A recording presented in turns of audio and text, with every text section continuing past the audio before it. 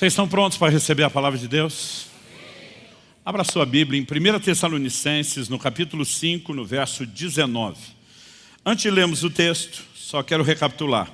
Começamos no domingo passado e vamos estender por todo o mês uma série de mensagens a respeito do Espírito Santo.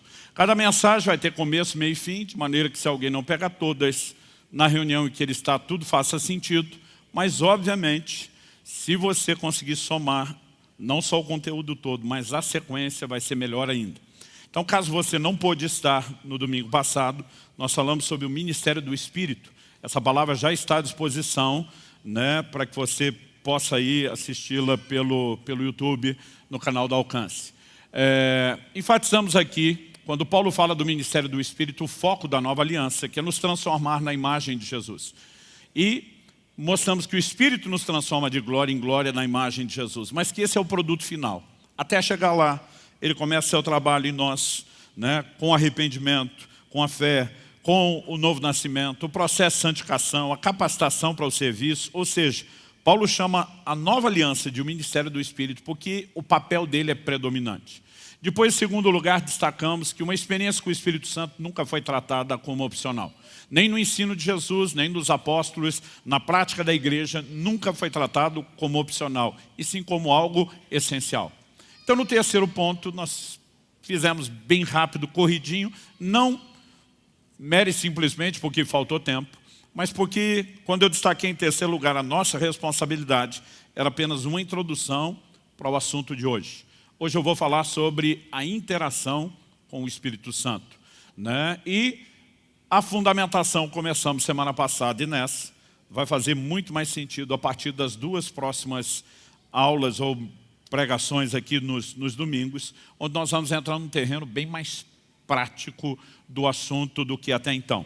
Então, 1 Tessalonicenses, capítulo 5, verso 19, será o nosso ponto de partida. Um dos textos, um dos versículos da Bíblia mais fácil de decorar, pelo tamanho. Ele diz, não apaguem o Espírito. Só isso. Você pode repetir comigo? Diga, não apaguem o Espírito. Fala para algum vizinho aí, ao seu lado. Se puder não fazer acepção de pessoa e falar para o outro também, para não ficar aquele problema, você fala para os dois. Fala, não apague o Espírito. Bom, quando olhamos para essa declaração bíblica, não apague o Espírito, é evidente que isso não fala sobre a pessoa do Espírito Santo. Como Deus, ele é pré-existente, é eterno, não tem começo, não tem fim. Aliás, Hebreus capítulo 9, verso 14, se refere ao Espírito Santo como o Espírito eterno. É impossível alguém acabar com a existência de Deus. Então, a Bíblia não está sugerindo que existe escondido em algum lugar um botão dotado de alta tecnologia espiritual, que se alguém descobrir onde é e apertar, puf, o Espírito Santo deixou de existir. Quando a Bíblia diz não apague, o Espírito está falando sobre a sua obra, não sobre a pessoa. Isso significa que a obra dele é semelhante a um fogo. Isso significa que a semelhança do fogo, ele precisa ser alimentado. Ele precisa de interação da nossa parte. Ou seja, esse fogo pode aumentar à medida que nós simplesmente tomamos aí a decisão de colocar mais combustível. Vamos falar do combustível mais conhecido de todos os tempos, que é a lenha. Quanto mais lenha, mais fogo. Quanto menos lenha, menos fogo, ou é possível extinguir completamente o fogo. Com isso, a Bíblia está falando que, obviamente, essa ação do Espírito Santo, que é tão vital, tão essencial para vivermos a vida cristã, não é uma obra unilateral, não depende só dele, e nós temos grande responsabilidade nesse processo.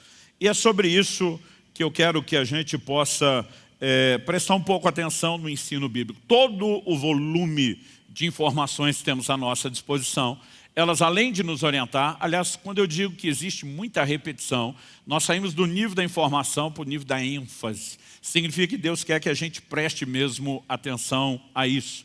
Então, eu quero chamar a sua atenção, e eu quero que você realmente observe comigo. Em primeiro lugar, eu quero destacar isso. O Espírito Santo não age sozinho. Em Romanos, no capítulo 8, no verso 26, nós temos uma declaração da palavra de Deus que não pode ser ignorada quando o assunto é a obra do Espírito Santo. O texto sagrado diz assim: da mesma maneira, também o Espírito nos ajuda em nossa fraqueza, porque não sabemos orar como convém, mas o próprio Espírito intercede por nós com gemidos inexprimíveis. Quando a gente lê que o Espírito Santo nos ajuda, na Almeida Revista Atualizada, essa palavra foi traduzida como assiste, né? Fala de uma assistência. E eu acho que ela define até um pouquinho melhor a ideia de ajuda. Porque quando a gente usa a expressão ajuda no português, nós podemos falar de dois aspectos distintos. Um deles é substituição. Então vamos dizer, né, que eu esteja atarefado, muita coisa a fazer, e eu peça a ajuda de alguém. Pastor Padilha, me ajuda a mover esse púlpito? Esse ajuda pode ser a gente fazer junto, ou porque eu estou atarefado, pode ser ele fazer em meu lugar. Seria uma terceirização, a substituição. Mas a natureza da palavra ajuda, e por isso eu gosto um pouquinho mais da expressão assiste, porque assistência é mais uma participação, ela pode ser feita de outra forma. Vamos supor que isso fosse pesado, o que não é o caso, mas que hipoteticamente fosse, e que eu não desse conta de movê-lo sozinho. E eu pedisse a ajuda do Padilha. O meu pedido de ajuda seria ele pegar uma ponta do peso e eu pegar a outra ponta do peso. Aliás, essa é a natureza da palavra empregada pelo apóstolo Paulo no original grego, o koineu, grego antigo, de acordo com os léxicos. A palavra que aparece no original é um palavrão, no sentido de ser grande. Sunantilambanomai. Ele é a composição de três palavras, sun, anti e lambano. O mai é a conjugação da terceira pessoa no verbo depoente, não faço ideia do que eu estou falando, mas decorei isso para impressionar vocês. E eu estava indo bem, porque alguns estavam olhando com a cara de uau. Só que eu não lembrei o resto do que eu decorei só metade. O mai tem a ver com a conjugação sum, anti e lambano. São três palavras que significam pegar firme, contra alguma coisa, juntamente com alguém. A palavra anti é mais fácil da gente reconhecer, porque o uso dela é muito frequente nas línguas latinas, significa contra, né? Lambano, pegar, e o sum, junto com alguém. Então, essa palavra significa pegar a outra ponta do peso. E ela passou a ser usada no sentido de trabalho conjunto, né? Tanto que assim, talvez a definição mais rápida, sem explicar todo o processo, seja trabalho conjunto. Quando a Bíblia fala do Espírito Santo nos ajudando, significa que nós não podemos nada sem Ele, nós não podemos nada sem a ajuda dEle. Aliás, já falamos na semana passada que em João 15:5 Jesus disse: sem mim nada podeis fazer. Sem a obra do Espírito nós não vamos a lugar nenhum. Mas o Espírito Santo não age sozinho, não age de forma unilateral.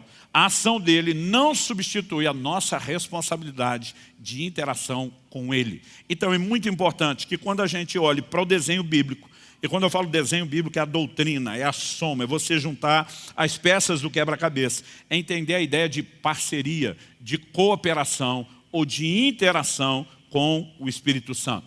Então, semana passada falamos que em obras vitais como o arrependimento e a fé, o Espírito Santo tem participação. Então, por exemplo, quando falamos de arrependimento, Romanos 2 diz que a bondade de Deus conduz ao arrependimento. Significa que há uma obra que se inicia em Deus. Em João, no capítulo 16, no verso 8, Jesus falando sobre a vinda do Espírito Santo, o Consolador, ele diz: ele convencerá o mundo do pecado. Então não existe arrependimento sem uma obra que proceda de Deus. Agora, isso não significa que o arrependimento é uma obra unilateral divina, como alguns acreditam e ensinam por aí. A mensagem de Jesus, Marcos capítulo 1, versos 15 e 16, ele chega dizendo: o tempo está cumprido, é chegado o reino de Deus, e diz: arrependei-vos e crede no Evangelho. Nós temos dois imperativos: arrependam-se e creiam. Agora, não nos seriam mandado arrepender se o homem não tivesse responsabilidade alguma no arrependimento. Se é Deus que determina unilateralmente o arrependimento, você não precisa mandar ninguém fazer, é só deixar que Deus o faça. Agora, quando a Bíblia ordena que nos arrependamos, significa que tem a nossa parte. O problema é que às vezes alguns grupos pegam o imperativo e dizem: é responsabilidade humana. Os outros pegam, o Espírito Santo convence, a bondade de Deus diz: é divino. E de vez em quando alguém pergunta: e aí, é um ou outro? Eu falei: gente, a Bíblia não se contradiz. Não é um ou outro. É tanto um quanto o outro. São ambos. E a única forma de você equilibrar os dois é entender que Deus faz a parte dele, mas nunca sozinho. E o homem precisa corresponder com Deus. Nós chamamos isso de interação. Então, o Espírito Santo também é chamado em 2 Coríntios 4:13 de o Espírito da fé, mas nos é ordenado crer.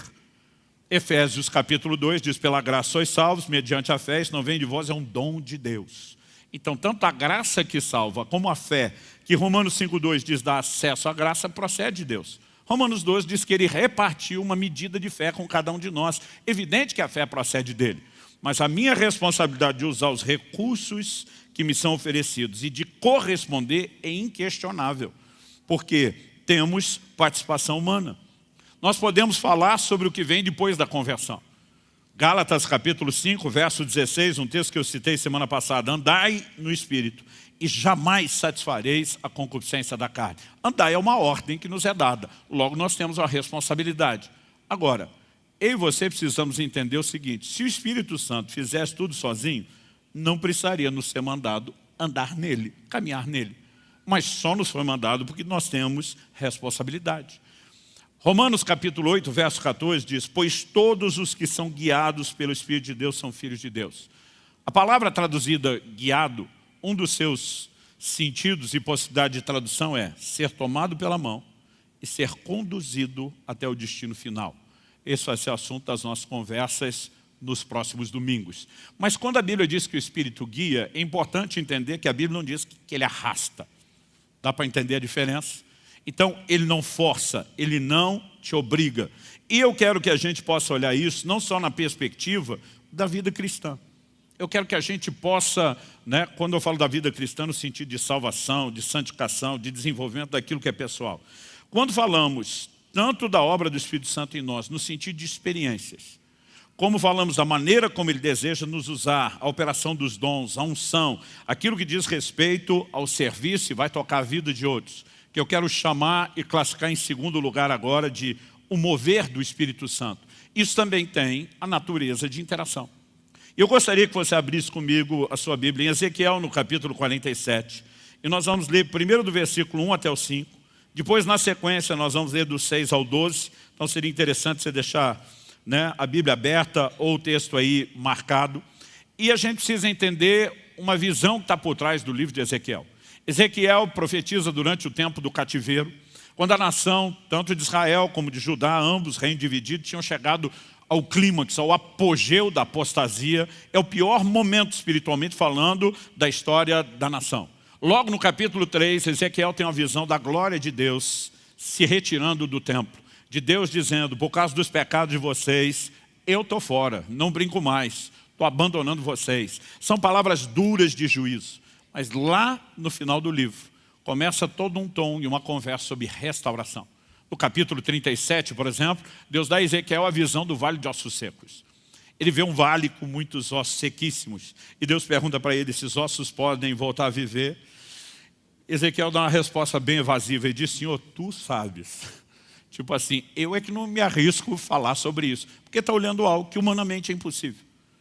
Mas de repente na visão ele vê que os ossos começam a se mexer, aquela barulheira de cada osso se ajustando ao seu osso, os esqueletos se organizando, daqui a pouco começam a aparecer músculos, tendões, daqui a pouco eles começam a se encher de carne, daqui a pouco a pele os reveste, mas ainda assim o que ele tem é um exército de cadáveres. E o Espírito diz a Ezequiel na visão, profetiza, vento que vem dos quatro cantos sopra sobre eles. E é o que eu e você sempre precisamos parar para entender, é quanto a ideia de vida está relacionada à ação do Espírito. E aí quando ele começa a profetizar, a Bíblia diz, o Espírito entrou neles e se levantou um exército poderoso. Qual era a mensagem? O Senhor diz, a casa de Israel está dizendo, acabou-se a nossa esperança. E Deus está dizendo, eu vou restaurar vocês. É nesse tom de restauração, que está visando o período do pós-cativeiro, que nós temos a visão do capítulo 47. Ezequiel é conduzido por Deus a entender todo um mapa de um templo, da reconstrução do prédio, do santuário, que no início do cativeiro tinha sido derrubado, mas há uma mescla entre toda a orientação que é natural e princípios são espirituais e futuros no meio disso tudo.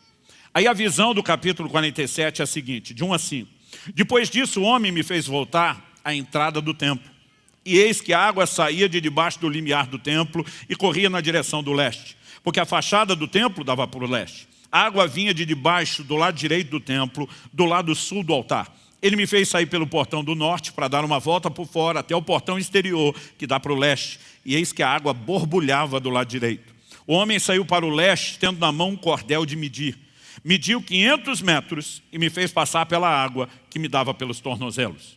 Agora há uma progressão. Mediu mais 500 metros e me fez passar pela água que me dava pelos joelhos. Mediu mais 500 metros e me fez passar pela água que agora me dava pela cintura. Mediu ainda outros 500 metros e já era um rio que eu não podia atravessar, porque as águas tinham crescido. Eram águas em que se podia nadar, um rio pelo qual não se podia passar andando. Eu quero tomar essa visão, mas eu quero que a gente foque a informação que vem na sequência. Por quê? Que rio é esse? Dos versos 6 a 12, nós percebemos que o rio faz coisas que só Deus pode fazer. Naturalmente, nenhum rio faria. Então vamos ler dos 6 em diante. Então ele me perguntou, você viu isso, filho do homem? Então o homem me levou de volta à margem do rio. Quando cheguei lá, eis que à margem do rio havia grande abundância de árvores, dos dois lados do rio.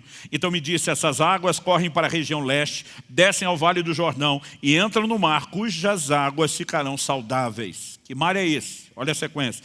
Todos os seres vivos que povoam os lugares por onde esse rio passar terão vida. De novo a ideia de vida. E haverá muitíssimo peixe, porque essas águas chegam lá. As águas do mar morto se tornarão saudáveis e tudo viverá por onde quer que esse rio passar. Você pode repetir comigo? Diga, tudo viverá por onde quer que esse rio passar. O texto diz, junto a ele se acharão pescadores, desde Engedi até em Eglaim haverá lugar para estender e secar as redes. Os peixes serão de muitas espécies, como peixes do mar grande, mas os seus charcos e seus pântanos não se tornarão saudáveis, serão deixados para o sal. Nas duas margens do rio nascerá todo tipo de árvore frutífera. As folhas dessas árvores não murcharão, elas nunca deixarão de dar o seu fruto, produzirão frutos novos todos os meses, porque são regadas pelas águas que saem do santuário. Os seus frutos servirão de alimento e as suas folhas de remédio. A pergunta é, o que exatamente significa esse rio? Os primeiros versículos, já o verso 1, nós vimos que o rio sai do santuário.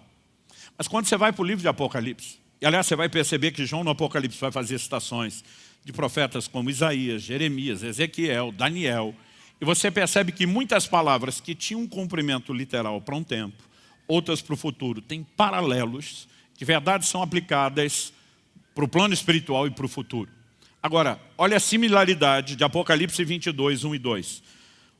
O apóstolo João diz, então o anjo me mostrou o rio da água da vida. Agora não é um rio qualquer. Estamos falando de algo, né, que ele enxerga na cidade santa, Nova Jerusalém, que vem de Deus para a terra, na consumação de todas as coisas. Então o anjo me mostrou o rio da água da vida, brilhante como cristal, que sai do trono de Deus e do Cordeiro.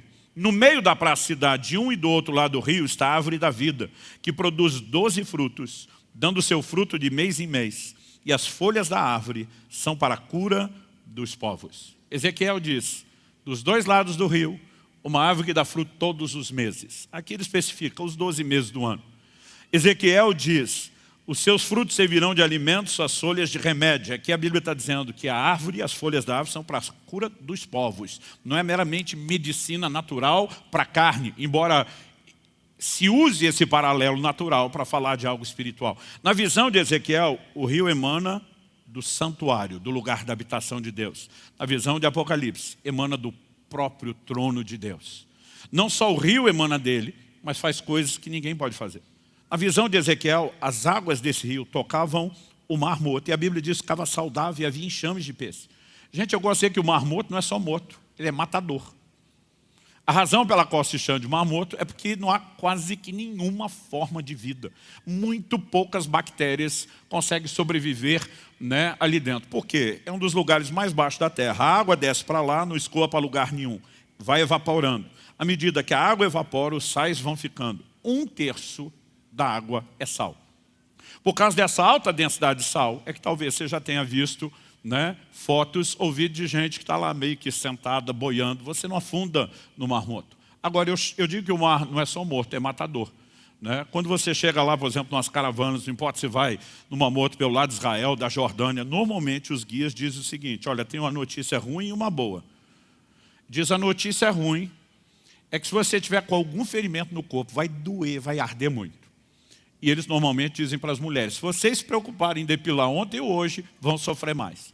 Mas ele diz, a notícia boa é que se tiver micose no meio dos dedos, vai morrer tudo. né? Porque o sal tem esse poder. Quando você era criança e ficava com dor de garganta, a mamãe usava o quê? Salmoura, justamente por causa disso. Então eu brinco que o mar não é só morto. Ele é morto porque o sal é matador. Não há formas de uma água qualquer que chegue lá produzir o resultado que está falando. Aliás, no Salmo 46, no verso 4, a Bíblia diz: há um rio cujas correntes alegram a cidade de Deus, o santuário das moradas do Altíssimo. O rio sempre está relacionado com o lugar da presença de Deus, e por onde passa, tudo volta a viver. É uma das figuras mais claras do mover do Espírito Santo. E por que eu estou pegando esse exemplo? Ezequiel é levado por um anjo, ele está de olho no rio. Aí o anjo diz para ele, na tradução da Bíblia, na linguagem de hoje, versão mineira ou goiana: bora para dentro do rio. E ele está com um cordel, uma vara de medir. E a Bíblia diz que ele mede 1000 côvados, que são aproximadamente 500 metros. A minha tradução já deu a medida em metro. Você consegue imaginar isso? Meio quilômetro de medição, andando rio adentro. Meio quilômetro. Depois de 500 metros, a Bíblia diz que a água ainda dá no tornozelo. Eu nunca vi rio nenhum, ajuntamento nenhum de água, em lugar nenhum do mundo, onde depois de você andar meio quilômetro, a água ainda está no tornozelo, rasinho. Mas os dois não pararam ali. E a razão pela qual eles não pararam aí, me parece bem lógica, bem óbvia. Porque não era hora de parar. Então, de vez em quando, eu vou perguntar se eles pararam, você vai responder que não. E quando eu perguntar por que não, você vai dizer porque não era hora de parar. Aí agora medem mais 500 metros, um total de 1 quilômetro, 2000 côvados. Subiu o nível da água. Mas a Bíblia diz que está dando nos joelhos. Mas não pararam ali. Por que não? Mais 500 metros, ou mais 1000 côvados. Agora a Bíblia diz que a água dá pela cintura. Tradução de nos lombos. Eles pararam ali? Por que não? Agora, qual é a ideia? Até onde vai a medição? A ideia não é atravessar o rio, não é medir o tamanho do rio. A Bíblia diz que com 2000 metros, né, 2 quilômetros rio adentro, 4000 côvados. A Bíblia diz que eram águas para se nadar, não dava mais para andar. E aí eles não vão a lugar nenhum. Por quê? Chegaram ao lugar do seu destino. Então me ouça com atenção. Espiritualmente falando, Deus tem um destino para você. Este destino são as águas profundas. Agora preste atenção, nós precisamos entender a interação. Porque tem crente que passa a vida inteira à margem do rio, olhando para o rio, ele não vai a lugar nenhum. E ele fica esperando o dia que vai dar uma enchente espiritual e o rio vai invadir a vida dele. Deixa eu te dizer uma coisa, não é o rio que invade a sua vida. É você que tem que entrar no rio. E tem gente que fica a vida inteira esperando o rio fazer o que ele tinha que fazer. E essa rendição é progressiva. Quanto mais você entra, mais água tem. Quem está entendendo? Agora, água no tornozelo já é alguma coisa, mas não é o que Deus tem. Quando meus filhos eram pequenos, especialmente quando a gente ia para a praia, eles assustados com o mar, o barulho, as ondas, normalmente eles ficavam onde a onda estourava, a água molhava o pé, e eles se divertiam ali, um chutava água no outro. Mas eu sabia, à medida que crescer, eles vão querer entrar um pouquinho mais. E sabe, o rio fala de uma progressão. Daqui a pouco tem mais água, água no joelho. Daqui a pouco tem mais água, água na cintura. Mas daqui a pouco são as águas profundas. Agora preste atenção, nós precisamos mudar um conceito errado que nós temos. Efésios 5,18 diz: não vos embriagueis com vinho, no qual há dissolução, mas enchei-vos do Espírito. Aliás, semana passada a gente apontou que esse enchei-vos é ato contínuo. O verbo, a conjugação do verbo está em ato contínuo. Se a gente fosse traduzir isso literalmente ao pé da letra, era encha-se, continue a se encher e nunca pare de se encher. Mas a ideia de ser cheio do Espírito Santo ela é confusa na cabeça da maioria dos crentes. Porque a gente imagina que ser cheio do Espírito Santo é ter mais dele. E essa é a ideia que muitos levam para o rio. Não, teve uma época da minha vida que eu só tinha água no tornozelo. Depois, quase tipo o carro, vamos encher o tanque. Não, agora eu já estava um pouquinho mais, estava com água no joelho. Não, agora já estava com água na cintura. E tem crente que imagina, eu não vejo a hora de chegar, a hora que der a tampa, a medida cheia. Mas nós temos um problema com isso. Porque João 3,34 diz que Deus não dá o Espírito Santo por medida. Ou seja, Deus não vai dando um pouquinho mais do Espírito Santo, um pouquinho mais, até dizer, agora terminei meu parcelamento, finalmente você tem tudo. Ele não dá o Espírito por medida, até porque o Espírito não é divisível. Então, ser cheio do Espírito Santo não significa eu ter mais do Espírito. A ideia de ser cheio, essa caneca que eu estou usando com água não está totalmente cheia. Mas a ideia de ser cheio significa que a hora que aquilo chegar à borda, ou até mesmo transbordar, todo o espaço foi inteiramente tomado. Só que a gente pensa que para ser tomado tem que ter mais. E aí nós invertemos as coisas. O conceito bíblico de ser cheio do Espírito Santo não é você ter mais dele, é ele ter mais de você. Porque isso tem a ver com rendição no processo de interação.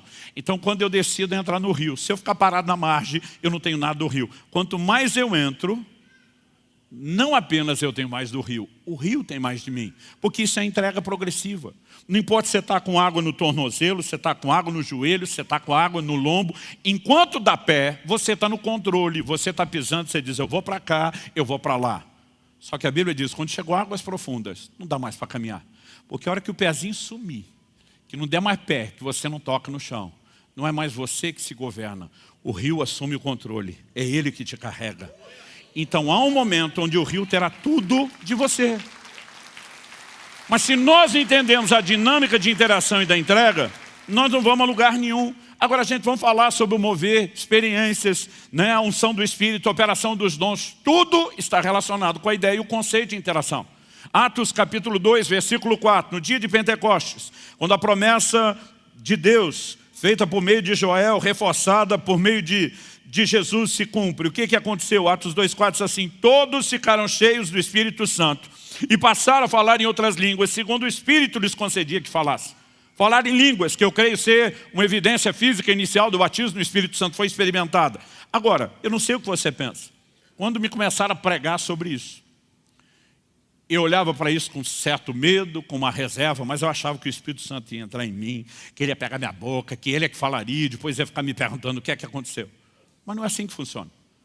Se você olhar quem falou em línguas, a Bíblia diz que as pessoas que foram cheias do Espírito, elas passaram a falar em línguas. Quem fala em línguas somos nós. O que nós falamos, aí sim, a Bíblia diz, segundo o Espírito lhes concedia que falassem. Então ele concede o que falar, mas quem fala é a gente. Nunca se trata dele sozinho, nem da gente sozinho, sempre é interação. Agora, nessa dinâmica eu lembro, quando muitas vezes eu pegava as filas de oração, vamos buscar o batismo do Espírito Santo. E eu digo que o problema não é alguém orar por você e você não ser batizado logo no começo.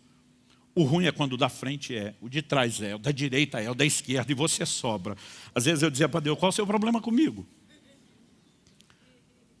Aí eu lembro que eu ficava assim, gente, me ajuda, eu quero chegar lá. Aí alguns pastores, às vezes querendo explicar, ou eles não explicavam direito, ou a gente não tinha maturidade para entender. Eu lembro de um que estava tentando explicar, olha, não é Deus sozinho, Ele vai te inspirar, mas tem a sua parte. E aí, para explicar isso, ele citou um texto que me deixou as coisas mais confusas. Um texto lá do livro de Salmos, onde Deus diz, abre bem a tua boca e eu encherei. Ele está dizendo, tem a sua parte e tem a dele. E eu fiquei um tempão lá, com a bocona aberta, que chegava a doer o maxilar e não aconteceu nada. Né? Demorou para eu entender um pouco essas explicações. Espera aí, não é ele sozinho, não. Graças a Deus também não é a gente sozinho, também não. Quando falamos sobre os dons, 1 Coríntios 12, 2, o apóstolo Paulo diz com clareza, por isso quero que entendam que ninguém que fala pelo Espírito de Deus, profetizar significa falar por outro. Então ele diz que alguém pode falar pelo Espírito. Isso significa que quem está falando é quem profetiza. Mas o que ele fala é concedido por quem? Pelo Espírito Santo. Aliás, 2 de Pedro, capítulo 1, verso 21, diz, porque nunca jamais qualquer profecia foi dada por vontade humana. Entretanto, homens falaram da parte de Deus, movidos pelo Espírito Santo. Quem falou? Os homens. De onde veio a mensagem? Da parte de Deus. Por quê? Porque foram movidos, inspirados pelo Espírito de Deus. Em 1 Timóteo, no capítulo 4, no verso 14, nós vemos o apóstolo dizendo ao seu discípulo, não seja negligente para com o dom que você recebeu, o qual lhe foi dado mediante profecia, com imposição das mãos do presbitério. A palavra dom aqui é carisma. Está falando das manifestações do Espírito. E as manifestações do Espírito, obviamente, não teria esse nome se não procedesse dele, mas não é algo que acontece isolado da nossa participação.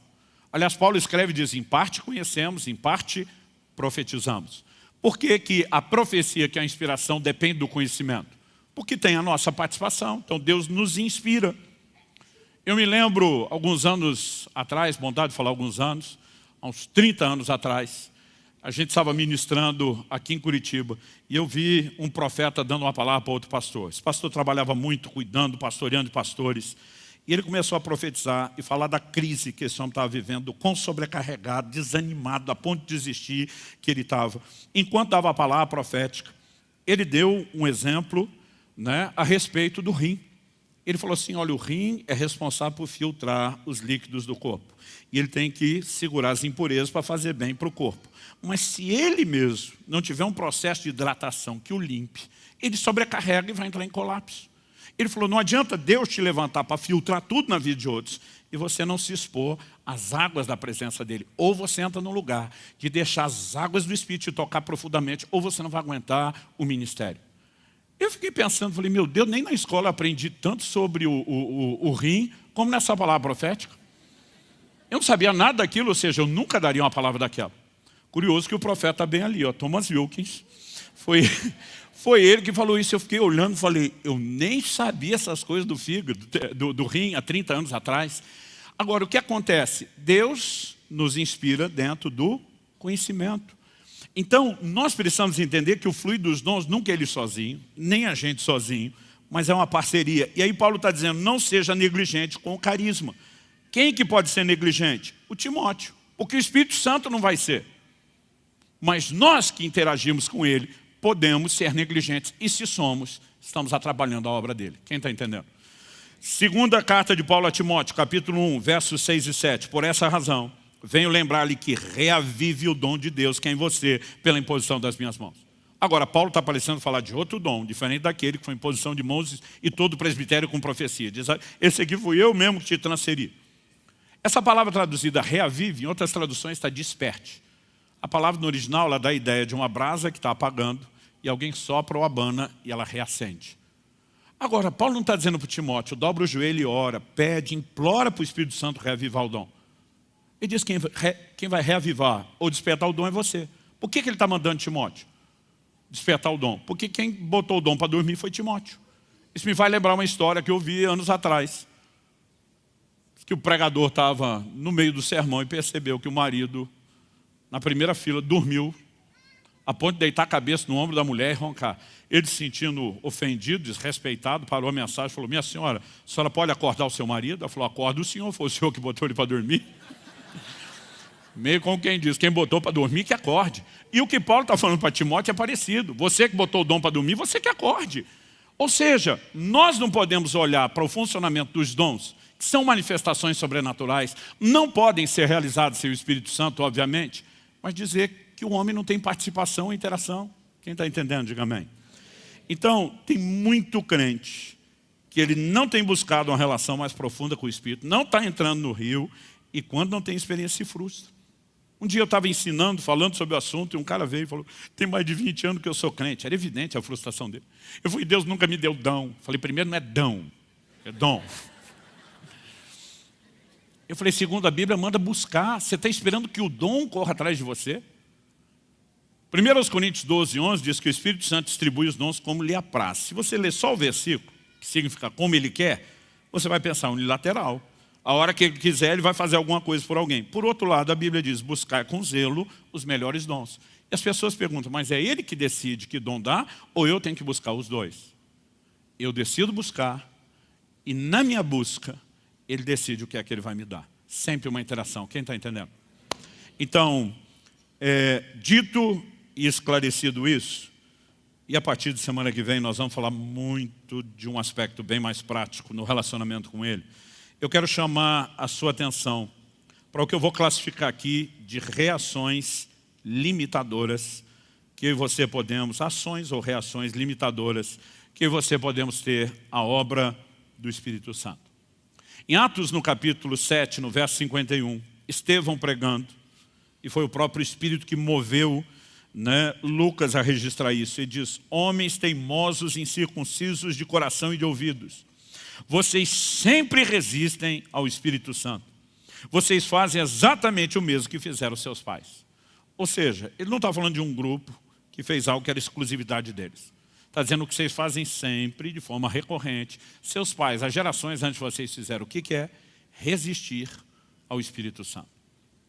Esse texto incomoda muito, especialmente um grupo teológico que enfatiza uma visão de soberania de Deus, onde Deus faz o que quer e ninguém pode pará-lo.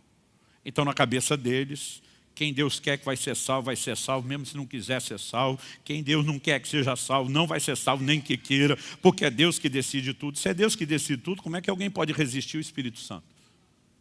Se não há arrependimento sem o Espírito Santo, e ele tenta me convencer do pecado, e eu resisto, eu vou ser convencido? Se não há fé que não proceda de Deus e da obra do Espírito Santo, e eu posso resisti-lo, isso significa que eu vou ter fé só porque Deus quer, e que essa obra é imparável, que ela é unilateral?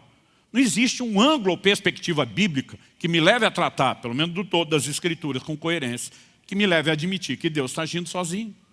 A Bíblia está dizendo que a obra do Espírito pode ser resistida, mas na cabeça deles fala, não, se você resistiu Deus é porque Deus não é soberano. Eu falo, peraí, Deus decidiu dar ao homem o direito de escolha. Deus decidiu que o homem iria interagir com ele. E ele é soberano para fazer o que quer. Ou seja, Deus é soberano para ser soberano do jeito que ele quer. Se ele só pudesse ser soberano do jeito que você quer, ele não é mais soberano, ele é a sua marionete. Mas de alguma forma as pessoas tentam definir primeiro o que é, em vez de deixar a Bíblia dizer, e depois tem que botar Deus dentro daquilo. Eu digo para alguns, por que se o homem tem interação com ele, Deus não é soberano? Se o homem só tem interação porque Deus é que quis. Como que isso afronta o conceito da soberania de Deus? Em lugar nenhum. Mas o problema é que nós não temos um único versículo. Nós temos vários. Então vamos continuar. Efésios capítulo 4, verso 30. E não entristeçam o Espírito Santo de Deus, no qual vocês foram selados para o dia da redenção. Não vou gastar tempo aqui, porque isso é assunto da semana que vem. Mas a ideia de entristecer aqui na perspectiva de relacionamento é afastar. E isso condiz com todos os outros textos que nós vamos continuar lendo. Tiago capítulo 4, versos 4 e 5, diz, gente infiel. Vocês não sabem que a amizade do mundo é inimizade contra Deus? Aquele, pois, que quiser ser amigo do mundo, se torna inimigo de Deus. Ou vocês pensam que em vão que a Escritura diz, é com ciúme que por nós anseia o Espírito, que Ele fez habitar em nós. Então o Espírito Santo pode ser resistido, ele pode ser entristecido, e de acordo com Tiago, citando a Escritura, ele pode ficar enciumado. Agora, qual é a ideia de ciúme aqui? Quando ele diz gente infiel, outras traduções já foram no literal, adúlteros. Outras dizem adúlteros e adúlteras, porque no grego é moichos. Moichos fala de uma infidelidade específica, que é a infidelidade conjugal. Então ele está pegando a figura do marido e da sua esposa para falar de infidelidade no relacionamento entre homem e mulher. Então a Bíblia apresenta uma ideia de Jesus Cristo como noivo, e ela apresenta do outro lado a ideia da igreja como a noiva. O maior evento no calendário de Deus não é apenas Jesus voltando para, na sua vinda, concluir a obra da redenção, mas essa conclusão é apresentada na figura de um casamento.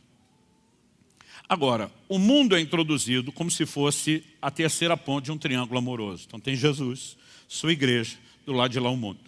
A Bíblia diz, quando eu e você começamos a ter olhos para o mundo, em vez de ter olhos só para Jesus, o Espírito Santo, que tem uma missão de nos preparar para o noivo, ele começa a ficar enciumado.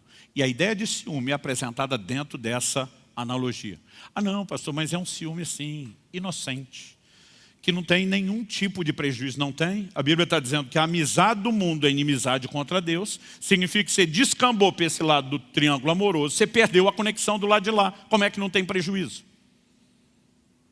Não há outra forma de você entender o que Tiago está falando, a não ser de algo que você compromete sua relação com Deus, afasta o Espírito Santo que te ajudaria nesse processo e pode complicar as coisas a ponto de desligar-se completamente de Deus. Não vou falar disso ainda, porque é assunto também para a semana que vem, mas Jesus diz, a blasfêmia contra o Filho do Homem será perdoada. Qualquer um que blasfemar contra o Filho do Homem tem perdão, mas se blasfemar contra o Espírito Santo, não. Por que isso se torna tão sério? Porque o Espírito Santo é melindroso? Ou porque ele é alguém que se ofende e não perdoa ninguém? Não. Nós precisamos entender, quando alguém fala contra Jesus, ele tem o Espírito Santo para levá-lo ao arrependimento. Mas quando ele se desconecta do próprio Espírito Santo, como é que haverá restauração? As coisas podem escalar a esse nível de não haver perdão, e não é o único texto que fala disso. Hebreus capítulo 10, versos 26 a 29. Porque se continuarmos a pecar de propósito, outra versão diz deliberadamente, depois de termos recebido o conhecimento da verdade, já não resta sacrifício pelos pecados. O que significa isso? A chance de perdão foi embora. Pelo contrário, resta apenas uma terrível expectativa de juízo e fogo vingador prestes a consumir os adversários. Porque alguém pode deixar de ser, alguém conheceu a Deus e entrar na classificação de adversário, de inimigo. Já chegamos lá, guarde essa ideia. Aí ele fala no verso 28, quem tiver rejeitado a lei de Moisés morre sem misericórdia pelo depoimento de 2 ou 3 testemunhas. Imaginem quanto mais severo deve ser o castigo daquele que pisou o Filho de Deus, profanou o sangue da aliança com o qual foi santificado e insultou o Espírito da graça. Outra tradução diz, ultrajou o Espírito da graça. Eu fico pasmo quando algumas pessoas tentam dizer que esse nível de distanciamento é para quem nunca foi salvo. Eu falo, pera. Pecar de propósito não é algo que o ímpio que nunca foi salvo vive fazendo? Aí ele vai dizer que agora o cara decidiu pecar de propósito como ele fez a vida inteira e não tem mais perdão? Então não tinha perdão para ninguém, não tinha salvação para ninguém. O verso 29 diz que ele profanou o sangue da aliança com o qual foi santificado. Como é que alguém pode ser santificado pelo sangue, mas não teve uma experiência com Jesus? O texto está falando de gente que teve o conhecimento da verdade, teve uma experiência, mas em algum momento começa a se afastar de tal maneira que ele se desconecta plenamente. E como a história termina, o texto diz, insultou o Espírito da graça. Essa palavra traduzida insultou é muito parecida com a da blasfemou. A diferença é que aqui, quando você olha o contexto, nós estamos falando de um insulto que não é linguagem verbal, é comportamental, mas que tem o mesmo peso de desconexão que a blasfêmia, que a linguagem verbal tem. Ou seja, não dá para dizer que não há ações limitadoras ao Espírito Santo. E para terminar, vamos voltar no texto inicial, que diz que o Espírito Santo pode ser apagado. Não apagueis o Espírito. Aqui nós temos estágios distintos. Pouca lenha, pouco fogo. Muita lenha, muito fogo. Eu posso ter tido um fogo alto e posso, de alguma forma, permitir que ele diminui, mas não significa que ele se extinguiu. Ou seja, existe um apagamento, uma diminuição, que a gente pode chamar de parcial, até uma que a gente pode classificar como completa. Gênesis capítulo 6, verso 3. As pessoas aplicam esse versículo errado, como se tivesse ligado ao dilúvio, porque ele acontece logo antes da narrativa do dilúvio. Em Gênesis capítulo 6, verso 3, Deus diz assim, o meu espírito não agirá para sempre no homem, no ser humano, pois este é carnal, e os seus dias serão 120 anos. Daqui, vários teólogos, comentaristas bíblicos, pregadores disseram, o tempo até o dilúvio que Noé teve para construir a arca foi 120 anos. E eu digo, essa conta não bate. Porque a Bíblia diz que Noé teve seus filhos no ano 500 da sua vida. Aliás, você lê o capítulo 5, aquela turma vivia para caramba. A Bíblia diz que Adão, o primeiro, viveu 930 anos. Você consegue imaginar quanta velhinha no bolo? No último aniversário, na hora de soprar? Os caras viviam quase um milênio. Matusalém viveu algumas décadas a mais e está no Guinness Book, no livro dos recordes até hoje, como o cara que mais viveu. Esses caras viviam quase um milênio. Deus está olhando e diz, o homem é carnal, ele escolhe andar na carne. Meu espírito não vai agir para sempre. Eu fico quase um milênio tentando, chamando. E eles escolhendo andar na carne.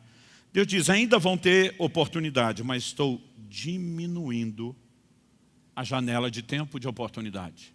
E aqui Deus está baixando o tempo de vida. Noé tem os seus filhos no ano 500 da sua vida. Deus fala com ele depois. O dilúvio é no ano 600. Não levou 100 anos para construir a arca. Quando Deus diz, os dias do homem serão 120, ele está falando da duração da vida. A partir dessa declaração de Deus, o tempo de vida do ser humano vai despencar.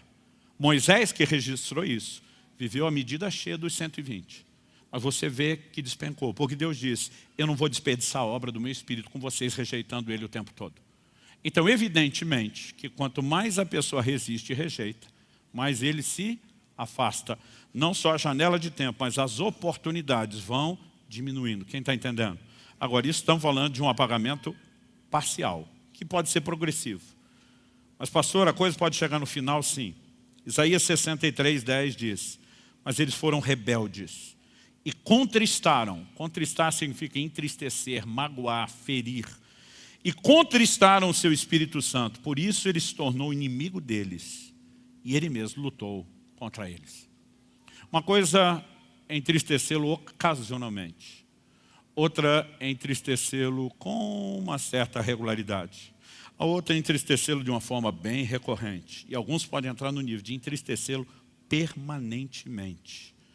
Quando você lê o Espírito de Deus se afastando de Saul, que já tinha profetizado, tinha sido cheio, e agora passando a resistir Saul, você entende um pouco o que é o desenho.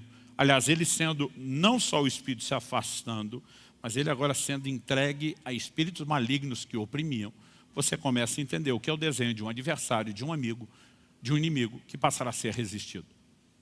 Então, se nós não entendemos o que a Bíblia fala sobre o assunto, a pergunta a ser feita é, nós vamos conseguir não só compreender a informação e a doutrina, mas viver dentro do lugar correto? Porque as aplicações de inimizade do Novo Testamento, como nós lemos no livro de Tiago, são semelhantes às aplicações de inimizade feitas no Antigo Testamento. E nós precisamos entender a responsabilidade que temos. Então, eu encerro aqui questionando. Será que entendemos o quão essencial é o ministério do Espírito Santo, que falamos na semana passada? Será que entendemos o quão vital é isso? Que não existe vida, muito menos uma vida profunda, se não houver uma exposição forte à obra do Espírito Santo. Mas se aí você achamos que ser cheio do Espírito Santo é até mais dele, que isso depende dele e não da gente, nós não vamos a lugar nenhum. Eu creio que nós estamos vivendo um momento onde Deus não quer só ajustar a compreensão, o ensino, a instrução. Ele está nos chamando para dentro do rio. Ele não quer que a gente pare quando a água está no tornozelo. Ninguém parou lá. Por que não? Não, vamos lá. Vocês podem fazer melhor que isso. Por que não pararam lá? Eles também não pararam quando a água estava no joelho. Já era mais água do que antes. Por que não? Não pararam quando a água estava na cintura, ainda que fosse mais água do que no joelho, mais água do que no tornozelo. Por que não? Qual é a hora de parar? Quando eu e você chegamos nas águas profundas. Quando nós estivermos totalmente entregues, rendidos a Ele. Existe algo nessa vida no Espírito que não é só unção e dons. É a submissão dia a dia. É a liderança do Espírito Santo. E nós vamos falar mais sobre isso semana que vem. Eu quero que a gente encerre aqui se questionando. Será que entendemos não só o quão essencial é o ministério do Espírito Santo, o quão vital, mas, pergunto, será que eu e você já compreendemos a responsabilidade que temos de interagir com Ele para que esse processo seja efetivo? E se eu e você não assumirmos essa responsabilidade, nós não vamos longe. Mas se assumimos, fizemos a nossa parte, não há chance de você não ver Ele fazer a parte dele. Feche seus olhos por um instante. Pai, nós temos clamado ao Senhor nesses dias, que o Senhor nos permita mais do que instrução, mais do que informação, mais do que alinhamento doutrinário. Nós temos orado e clamado ao Senhor que a Tua palavra seja vivificada em cada um de nós, que haja entendimento espiritual, que haja despertamento e que possamos, ó Deus, de fato entrar num lugar de resposta. Portanto, nós suplicamos mais uma vez em nome do Senhor Jesus. Ilumina os olhos do nosso entendimento. Leva-nos além daquele nível de compreensão meramente humana e racional. Que a Tua palavra provoque em nós resposta. Não apenas a fé que necessitamos para dar os primeiros passos, mas que ela acenda dentro de cada um de nós uma determinação de corresponder com o Teu Espírito, de interagir da forma devida. Porque nós não queremos viver às margens, do lado de fora do rio, e nem tampouco no lugar de águas rasas. Pai, nós oramos por dias onde possamos entrar nas águas profundas. Não apenas ter mais do Teu Espírito, mas entendendo a Tua palavra, que o Teu Espírito tenha mais de nós, que haja mais entrega, que haja mais rendição, que haja mais interação, para que possamos viver a medida cheia e o propósito completo daquilo que o Senhor tem planejado para cada um de nós. Oramos por dias onde o Teu Espírito sopre com força e com intensidade sobre nossas vidas. Oramos por dias de experiências novas e maiores. Oramos por dias, ó Deus, de uma nova percepção de relacionamento, tanto no entendimento da Tua palavra, como na resposta prática. E que em tudo isso, o Senhor não apenas seja exaltado e glorificado, mas que nós possamos ser conduzidos a viver o Teu propósito de forma plena, de forma completa. Nós oramos em nome de Jesus e para a glória do Teu nome mesmo. Se você crê e concorda, diga amém. Se você recebe essa palavra, diga eu recebo, em nome de Jesus. Talvez você precise olhar para dentro de você mesmo e se perguntar se há necessidade de algum ajuste, de alguma coisa que tem que ser calibrada. Talvez o próprio Espírito Santo esteja tentando convencê-lo da necessidade de arrependimento, seja por entristecê-lo, seja por apagá-lo em alguma medida, ainda que não de forma completa, seja por estar entrando nesse lugar de inimizade, deixando ele não só entristecido ou enciumado. Nenhum de nós acorda uma manhã planejando afastá-lo. Assim como eu nunca, em 28 anos casados, estou para completar, acordei amanhã pensando, hoje é dia de maldade, o que é que eu posso fazer para aborrecer minha esposa? Mas muitas vezes, mesmo não planejando, não querendo isso, eu falhei, agi de uma forma, ou falei de alguma forma que a ferisse. Fiz isso com os meus filhos, não porque quisesse fazê-lo, mas graças a Deus percebendo, a gente sempre tem a oportunidade de consertar, não só com Deus, mas com eles. E creio que o propósito dessas orientações não é de que nenhum de nós saia daqui debaixo de culpa ou condenação. Cara, eu estou longe. Cara, a obra do Espírito está muito apagadinha na minha vida. É que a gente entenda o amor dele, o anseio dele, dizendo, eu quero ter mais de você. Vem para cá para o rio. Não pare nas águas rasas. Entre no lugar profundo. É para que a gente entenda a disposição dele. Não só de nos chamar ao lugar do conserto, mas de restaurar profundamente as nossas vidas. E que o seu coração possa corresponder devidamente com Deus. Algumas decisões e algumas medidas você tem que tomar aqui, hoje e agora. Talvez você diga, pastor, eu estou chegando agora, eu acho que eu não posso nem dizer que eu estou convertido. O que eu preciso para ter o Espírito Santo? Interessante é que quem te leva ao Espírito Santo é o próprio Senhor Jesus. Quando João Batista anunciou, diz, Ele vos batizará com o Espírito Santo.